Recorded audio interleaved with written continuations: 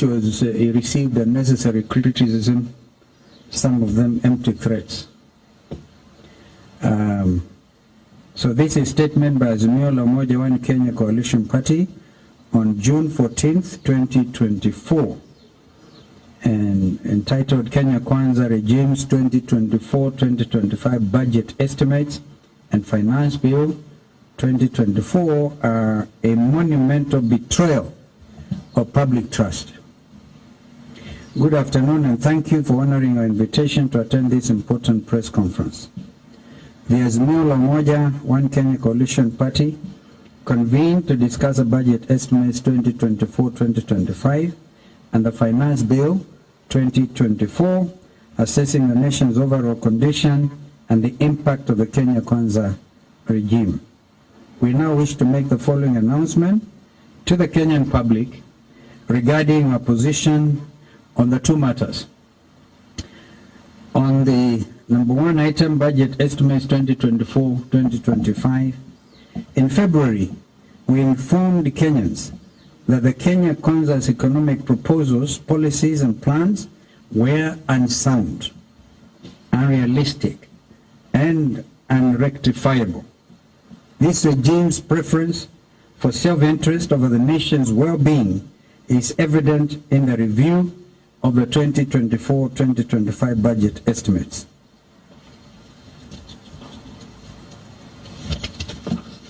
Indeed, the regime, with a contemptuous attitude towards the common Kenyan, has revealed its deep betrayal of the hustlers it claims to serve. The budgetary allocations do not promote economic growth, but betray Kenyans. This regime has concealed its true goals of maintaining an oppressive and equal system benefiting a select few elites under the illusion of progress.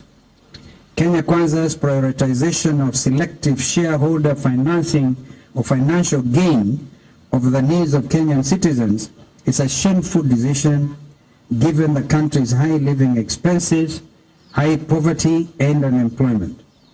Indeed, the regime's continued allocations to state departments and agencies that duplicate county functions exemplify a lack of concern for Kenyans' well-being.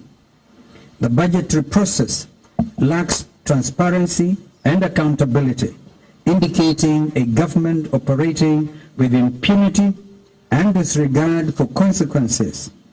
Indeed, from the CSs, PSs to the chair of the House Budget Committee and the printed budget books, all have who or what should Kenyans believe.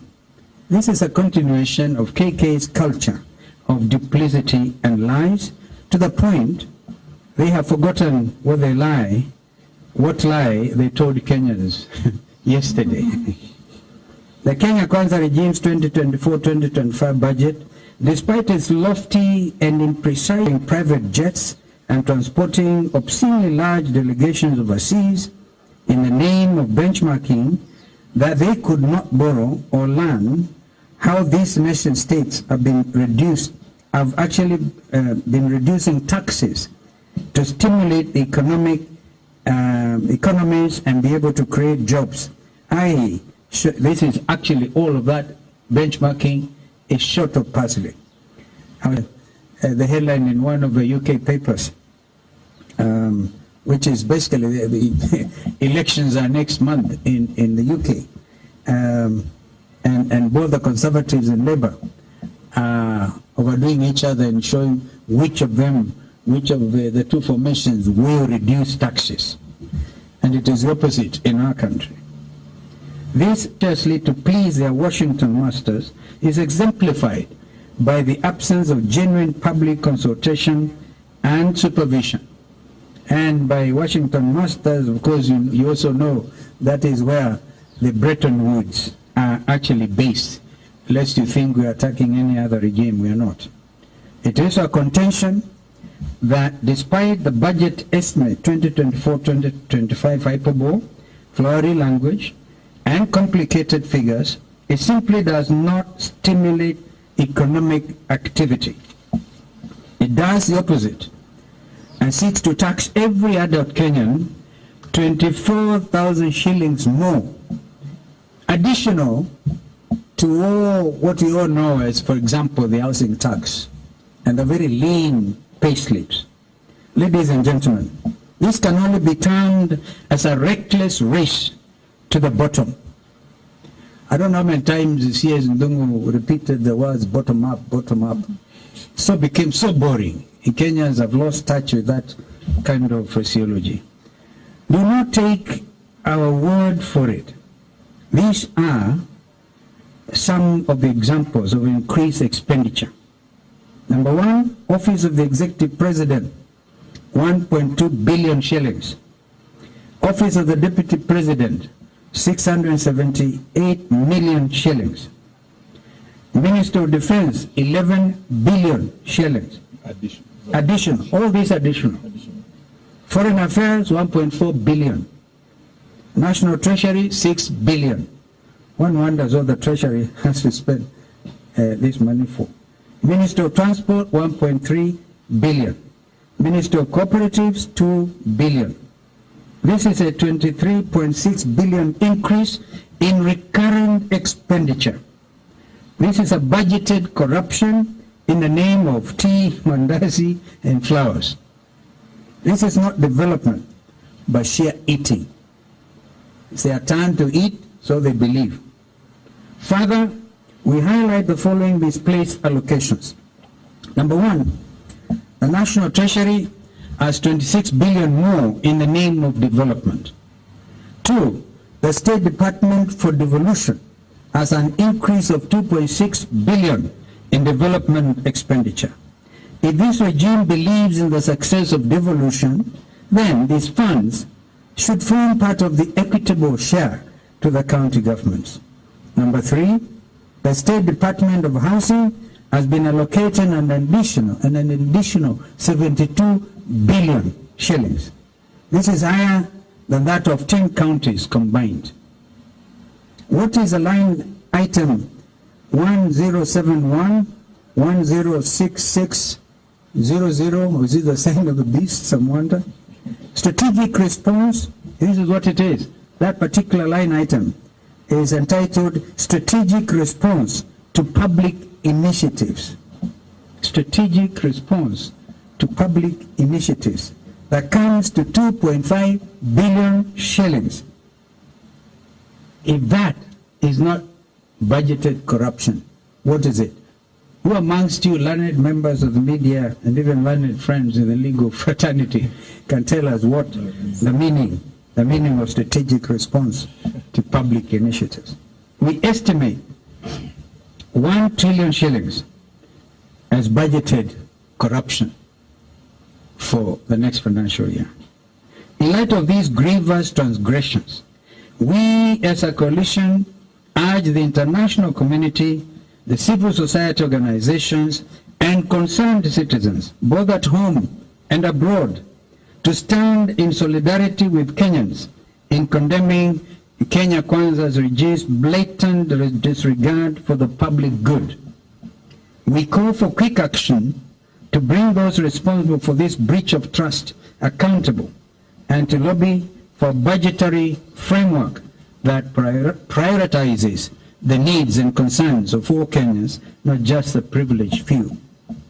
Kenya Kwanza may have been successful in unveiling its punitive budget, but it has fallen short of its obligation to lead with honesty, with fairness and compassion.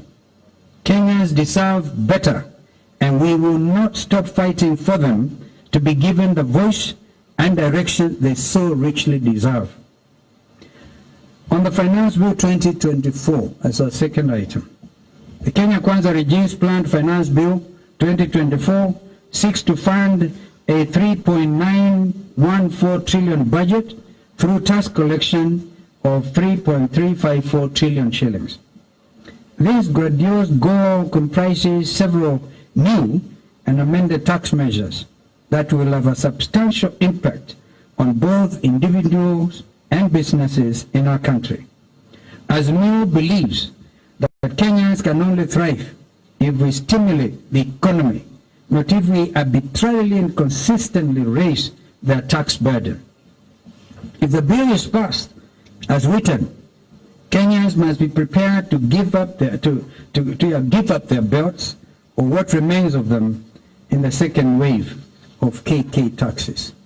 We know that ordinary Kenyans, Mama Mboga, border riders, and the people of Mjengo and Kokoteni have nothing to gain from this bill, because Kenya Kwanza is targeting them for the second time with a double taxation plan that aims to increase taxes by approximately 24,000 shillings per 100 Kenyan per year. The majority of the tax measures in the 2024 finance bill are punitive in nature, with substantial consequences for Kenyans. For example, the new tax on motor vehicles proposes a 2.5% tax on the value of motor vehicles, with a minimum of 5,000 shillings and a maximum of 100,000 shillings, which, if adopted, will raise the cost of car ownership and result in higher insurance rates. It is predicted to have an impact on the transportation and logistics industries, thereby increasing the cost of living via a multiplier effect. The new withholding tax on digital marketplaces levies a 20% tax on non-residents and 5% on residents' income from digital marketplaces. This will raise tax compliance expenses for digital marketplace operators, perhaps leading to higher pricing for consumers as businesses pass on the tax burden.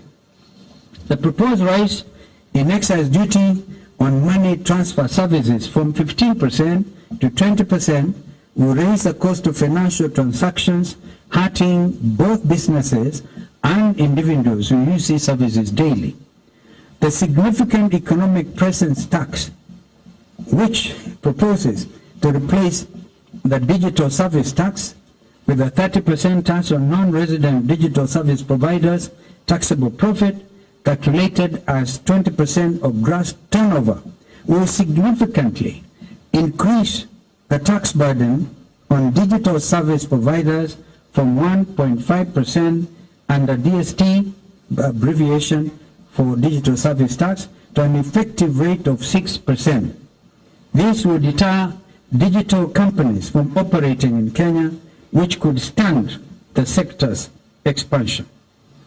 Kenya's efforts to establish a circular economy to manage its waste and become a regional recycling hub will be further undermined by the recently proposed eco-levy environmental tax, which targets importers and manufacturers of specific products to set up waste management infrastructure. This new tax will duplicate the current levy mandated under Extended Producer Responsibility (EPR) scheme, and will also remove the incentive to increase investments in recycling waste products. Additionally, the eco-levy will be detrimental to wananchi, as it will increase prices for all plastic packaging materials, batteries, and hygiene products. For instance, the 150 shilling levy per kilogram of plastic packaging will increase the cost of a 400-gram loaf of bread by 9 shillings, from 65 shillings to 74 shillings. Increase 1 liter of cooking oil by 16.81 shillings, from 300 to 316.81. Increase of 1 kilogram of powder detergent by 30 shillings, from 200 to 230. Bread and other necessities will now be subject to a standard rated VAT instead of zero rated VAT, which will directly affect household spending and drive up the already expensive cost of living. As Azimio, we firmly believe that these are serious ramifications for Kenya's economy and standard of living if the bill is passed into law. Should it be put to effect, it will significantly raise production costs would destroy the industry's ability to compete, resulting in closures and job losses. As a result, our local and export markets will be negatively impacted, retail prices will rise, wananchi will be burdened, and cash flow requirements will rise during a period when interest rates are rising. Azimio believes that our country's focus should be on helping enterprises and the manufacturing industry to create jobs and wealth, increase productivity, cut living costs, and finally bring prosperity to Kenyans. We therefore reaffirm our stand that all well-meaning Kenyans must oppose the Finance Bill 2024 and have thus instructed all our parliamentary members to lead from the front in rejecting this punitive bill in its totality. Finally, we salute Kenyans who have used text messaging, phone calls, and social media initiatives, #FindMyMP, to urge their legislators to listen to their constituents and vote no. This peaceful civic assertiveness and engagement will eventually become the norm, especially under our leadership as your government in waiting. Thank you, and may God bless Kenya. End of the statement. I'll ask my colleagues here to add one or two things. While I was away, there were some very interesting political developments. It was one time, wartime Prime Minister Churchill of the UK who said a week in politics is a very long time. And I think somebody had a hashtag, find Kalonzo. I am back and in good spirits. Maybe I can ask Yoni, because I want to also recognize the fact that the spokesperson for former President Uhuru Kenyatta issued a very, very, very clear statement on some of his budgeted corruption. Monies are budgeted for the office of retired president, retired deputy presidents, the vice presidents and premiers, and nothing seems to be happening in those offices. Ask yourselves, where does this money go? So it is now clear, and I think we can also ask my friends here, Eugene and Kioni and Safuna, if you are ready. No? Deritu, you are the author, or senator, any of the senators, to say something. Maybe I start with Kioni. Thank you. I think it's clear that what we are saying as Azimio is that